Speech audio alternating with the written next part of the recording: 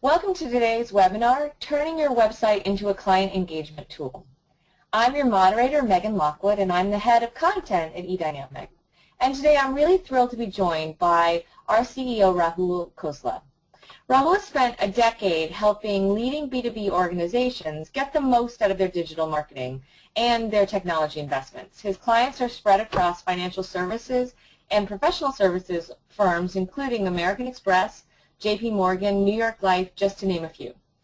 In today's presentation, you will find out how consulting firms can increase client acquisition by turning their website into a client engagement tool. We'll also have a question and answer session at the end, so please send us any questions you have, and we'll make sure to answer them immediately and in real time. And Rahul's been doing this for a decade. He's one of my mentors, and it's such a pleasure to have him here.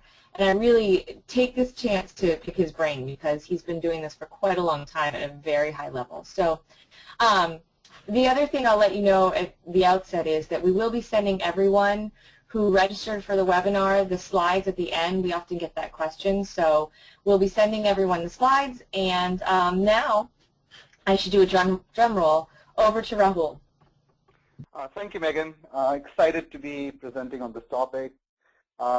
Over the last few years, we've seen heavy investments by consulting firms on their digital presence. They're trying to convert their digital marketing efforts. They're trying to drive them from essentially getting information out to revenue-generating activities.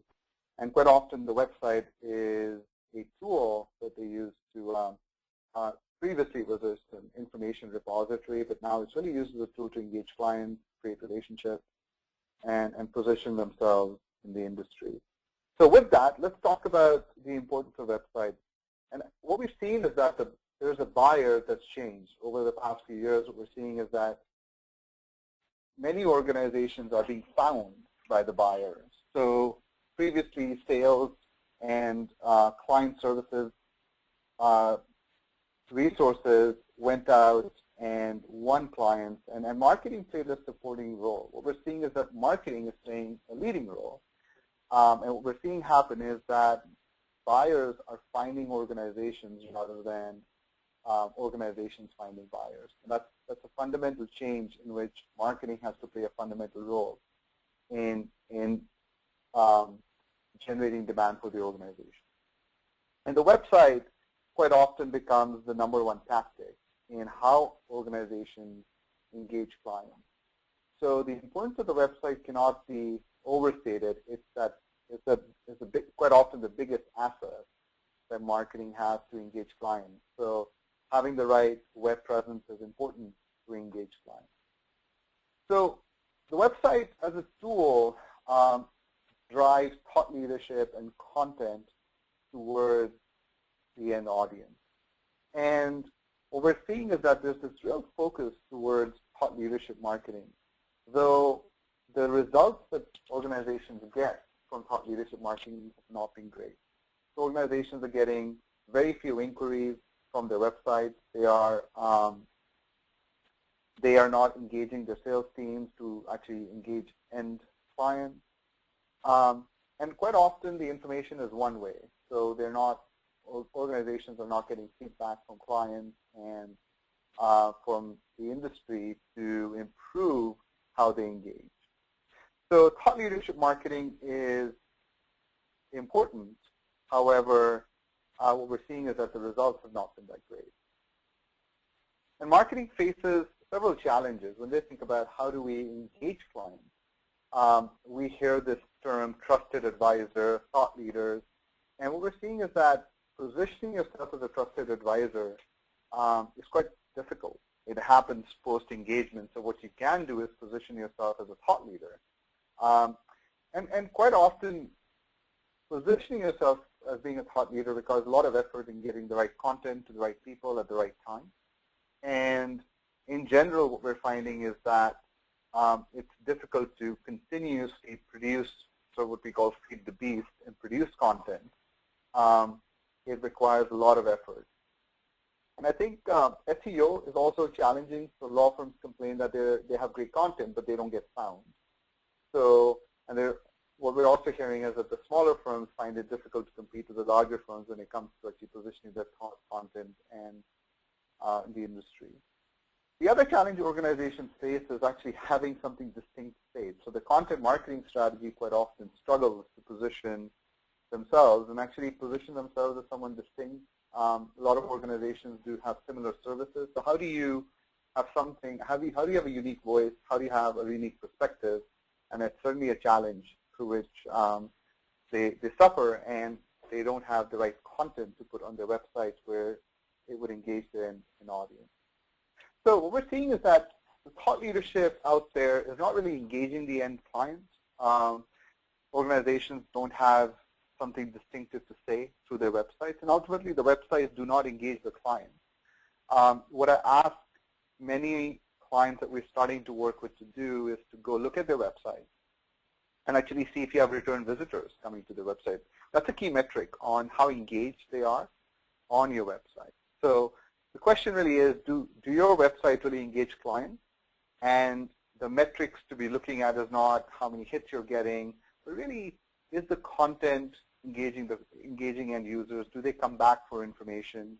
Or is your website just a repository for getting perhaps information on your office location, career stages, etc.? So asking yourselves if your website truly engage the end client is an important place to start, because if they don't, perhaps your strategy needs to be reviewed. So as you think about how do we engage the clients, you have to ask yourself where you are in the digital maturity curve. We have a digital maturity curve that we ask our clients to point themselves on. And we find that the majority of the clients are what we call is as an area of information marketing, where they're getting information out. They're not really measuring effectiveness. They're not measuring engagement. And information is typically one way. And organizations really have to focus on a journey of getting to client engagement where the content and thought leadership actually engages end clients. They're actually measuring it. They're getting the right content to the right person at the right time. The content is contextual for different devices.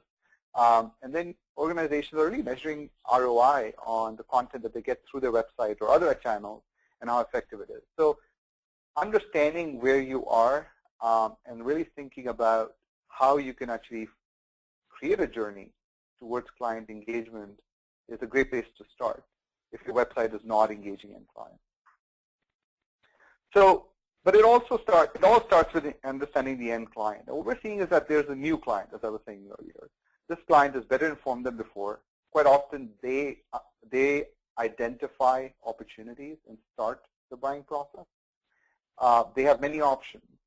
When they start to look online now versus, say, 10, 15 years ago, they have many options for the same service, and they quite often want to deal with a thought leader, someone who's a leader in the industry. And they decide, the client decides where they want to engage, whether they come to your website, through email, social media. So really the buyer is in control.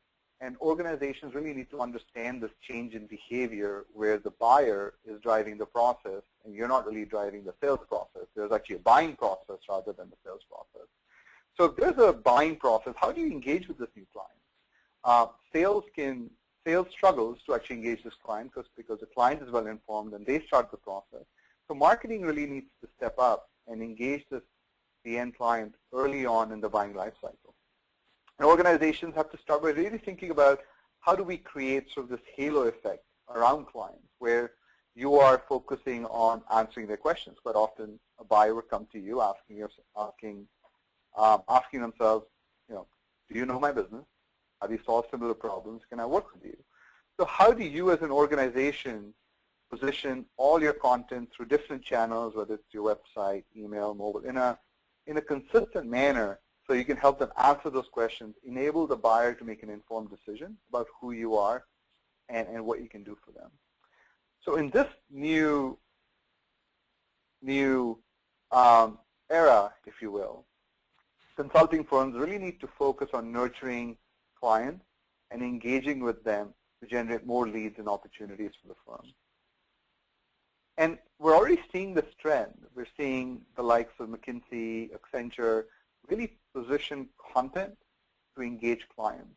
Many other consulting firms who are sort of behind, who are doing informational marketing, all they're doing is brochure content up on their website, and that content does not engage the end client. The only content that engages the client, why they would come back to your website, is really thought leadership.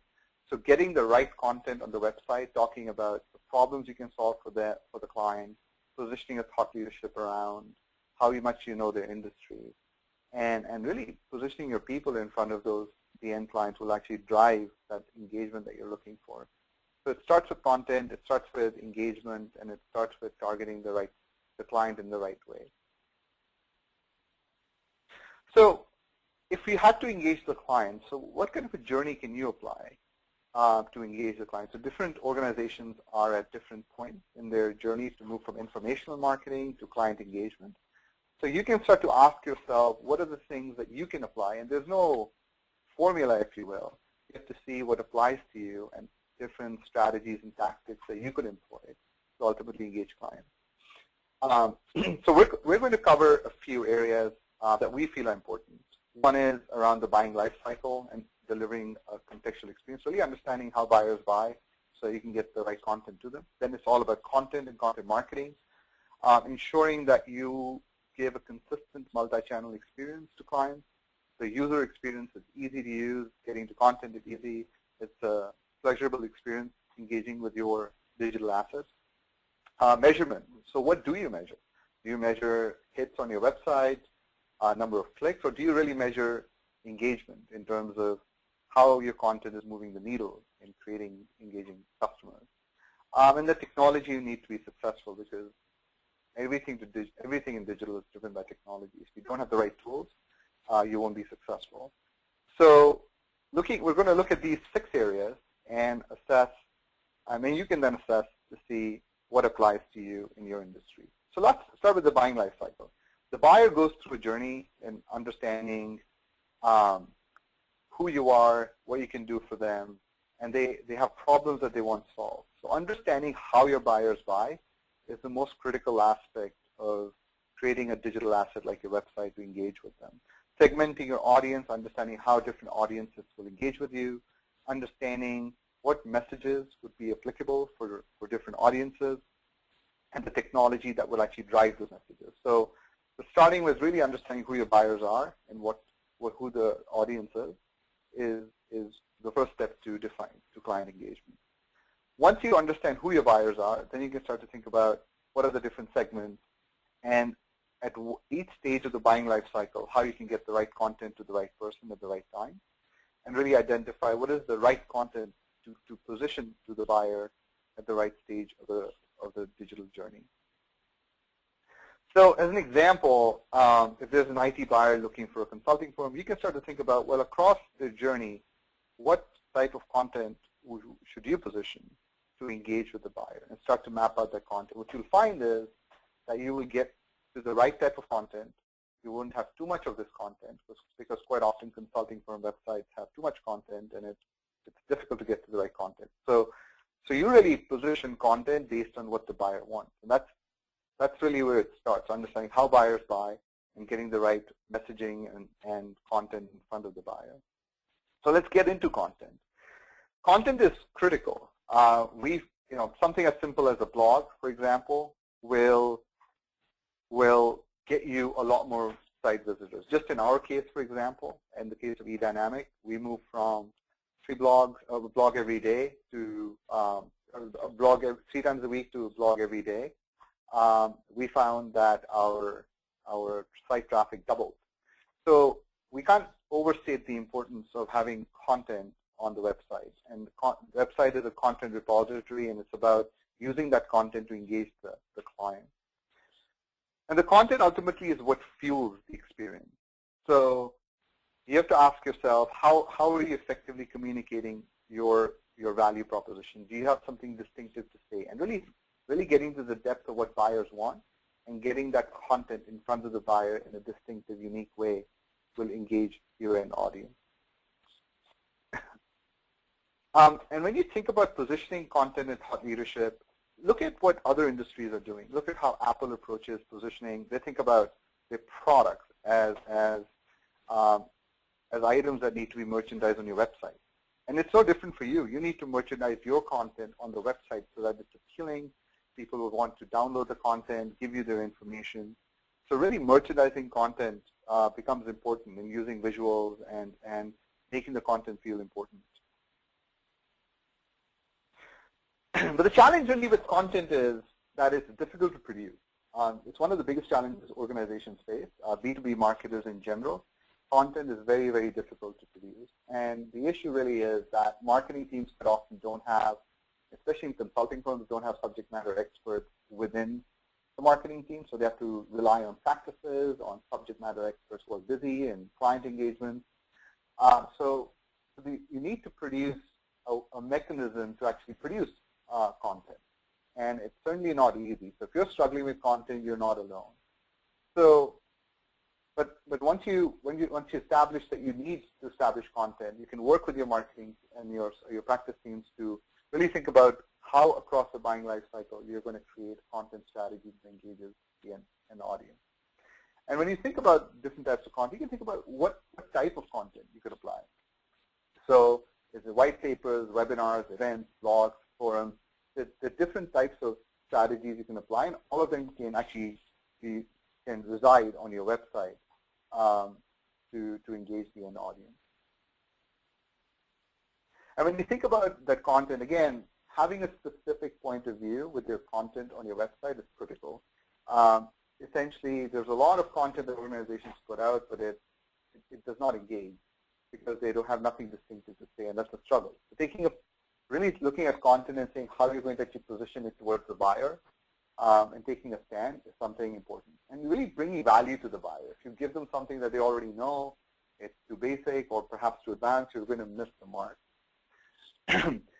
You also need to understand what your competition is doing, how you can differentiate from them. You need to build your own voice so that you consistently have that voice across all different types of content that you put out.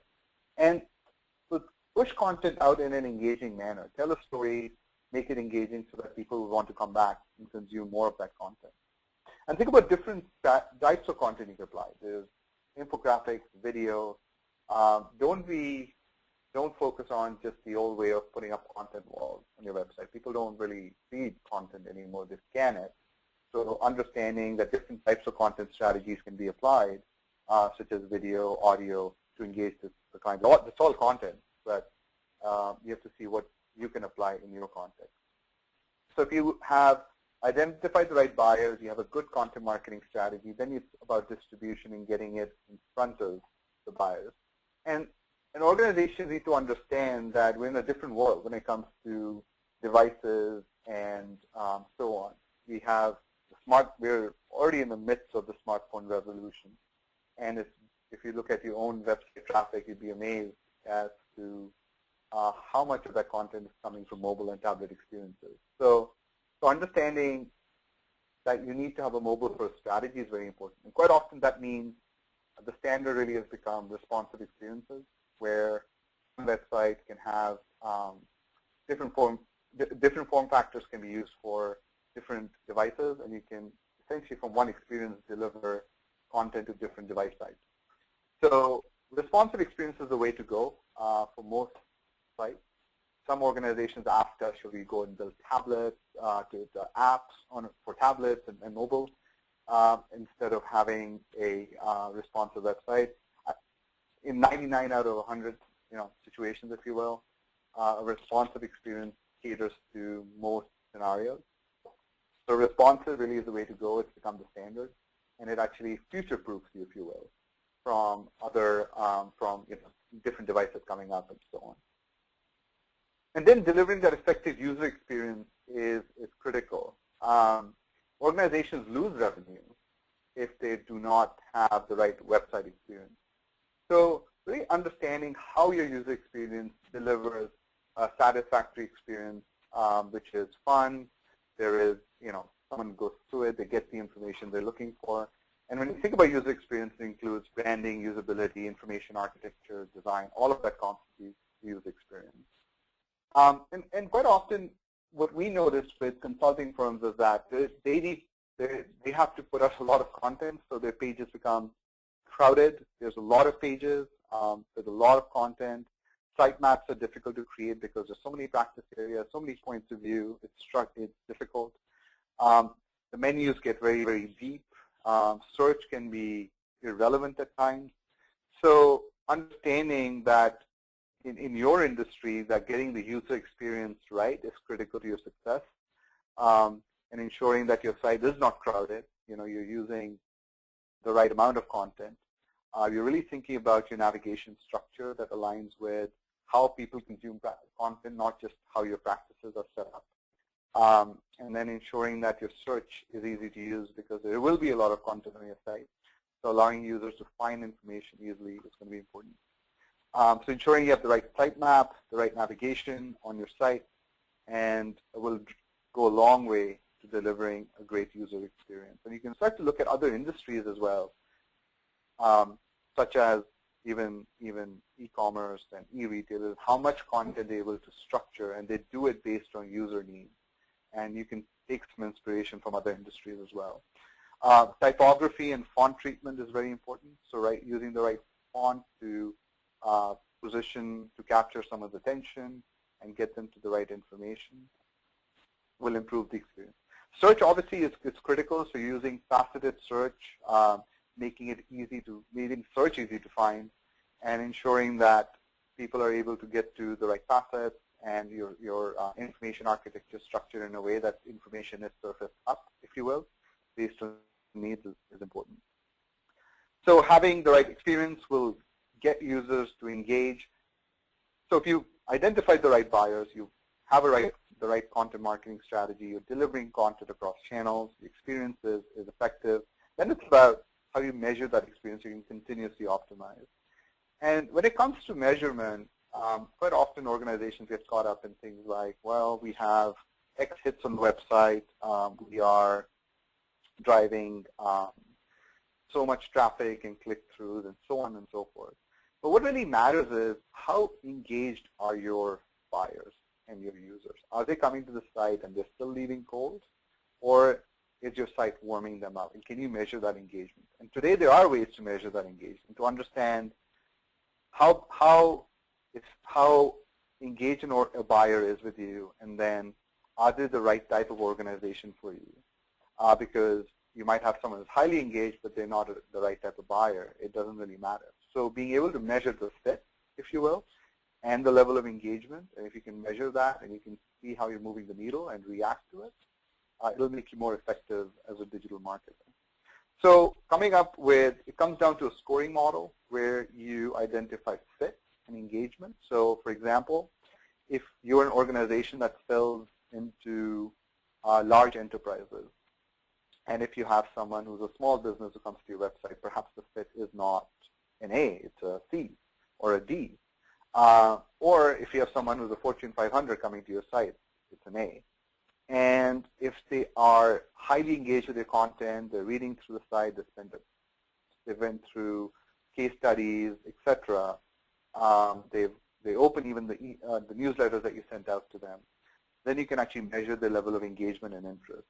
So an A1 is perhaps the engagement might not be that great, but A4 might be much better. So asking yourself how engaged the buyer is, so that then you can pass the lead on to your sales team to act on, will help you to figure out, one, are you measuring the right things, and two, the things that you are measuring can actually action and actually close revenue and business for your organization. So once you start to do that, you can start to look ahead and start to then predict performance of your site. If you push out content, how many leads should it drive? How much engagement should you get with content, looking at your benchmark? So to do all of that, you need the right technology. And there's several platforms that engage audiences and drive conversion, such as web analytics, CMS, marketing automation platforms, CRM. The three key platforms that you certainly do need as a marketer in consulting firms are content management systems, marketing automation platforms, and CRM. These are really what we call the trifecta. Analytics is sort of built in, or it can be separate, but these three technologies are critical to your success. And all three have to be tightly integrated, because once they are, you really get better context and you can drive acquisition.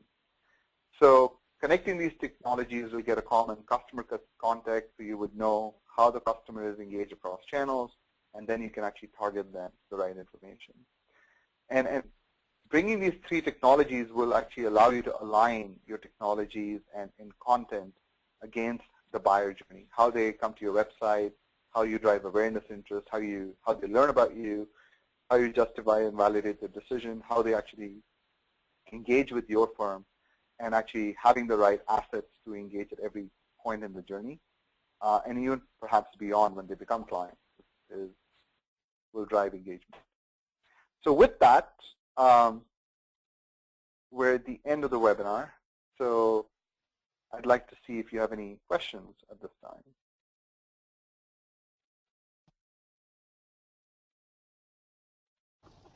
Thanks, Arhul. Let's see if we have some questions. Okay, here we go. What is a CMS that's appropriate for consulting firm websites? Do you have any recommendations on technology? There's quite a few out there now. I think the key thing to keep in mind is with consulting firms, they're trying to get consulting firms have to be great content marketers. So they have to get thought leadership on their website, position it in different formats, video, content, and so on. So consulting firms, what they need to think about is what type of a CMS can allow them to do content marketing. And there's quite a few out there. Sitecore is a great CMS that allows you to separate content from presentation. There's some open source ones out there. Drupal is very popular in open source. And there are other ones which allow you to do similar things. But the criteria that organizations need to look at is how effectively you can execute content marketing using a CMS. Great. How do you measure cross-channel customer experiences? That's a great question. In terms of customer experiences across channels, there's a few things that organizations need to do to ultimately get to that point. One, your content management system, your marketing automation platform, and your CRM need to be tightly integrated. Otherwise, you will not be getting the data across every customer touch point, whether that's email, social, web, and so on. So one is they all need to be connected. And two, once they are connected, you need the right reporting tools to be able to drive reports and measurement. And three, you need the process and approach. So having a lead scoring methodology to score touch points across, someone receives a newsletter, to visiting a website, to social media. So being able to actually effectively drive that engagement from a engagement and fit perspective will allow you to get to the right measurement strategy. Is that what I've heard you talk about, a unified customer experience before? Is that what you would say creates an integrated digital channel for delivering that unified customer experience? Absolutely. Ultimately, organizations need to deliver in the age of the customer, when the customer is in control, and if they come to your website or receive email or are on social media, organizations need to figure out how do you drive a consistent experience across channels. And that can be done when your technology is tightly integrated. If you have the integrated technology, you're able to understand how engaged a customer is on email versus the website, and use that information to target them at the right place at the right time. And the last question is on content, and I think it would be helpful for especially professional services because content is so important. How do you go about recommend going about creating great content to engage your audience? That's a great question, and the website needs to be a content marketing asset. So then the question is, how do you get the right content that engages? What we recommend is really understand what your buyers are looking for. So across segments, really ask yourself, how do your buyers buy? And then map content to different stages in the buying life cycle. And once you start to understand what your buyers are looking for, then you can start to think about what type of content you can position against those buyers. So that'll get you to a point where you are able to establish what content you can deliver to buyers. Then you can start to think about how that content, once you think about a point of view or have deep content, then how can you repurpose it? So can you create a white paper? Can you create a blog? Can you perhaps use that content in social media? So really thinking about repurposing the content into different assets will allow you to have a distinctive content marketing strategy. That makes sense. And Mark, to answer that question further, we just wrote a book about great content marketing strategies. So you can go to our website at thinking.edynamic.com and explore that a little bit further too. So we have one or two more questions, but I think we can get to them after the webinar. I'd like to thank you all for joining us and learning how marketing automation is and how to really engage clients. I appreciate your time, Rahul. It was really wonderful learning about how professional service firms can really go about doing this in a comprehensive way. As I mentioned before, the recording for today's webinar will be available on our website within the next 3 business days, and we'll also be sharing the webcast URL with all of our attendees via email. In the meantime, feel free to reach out to us at contact@edynamic.net for any questions you may have.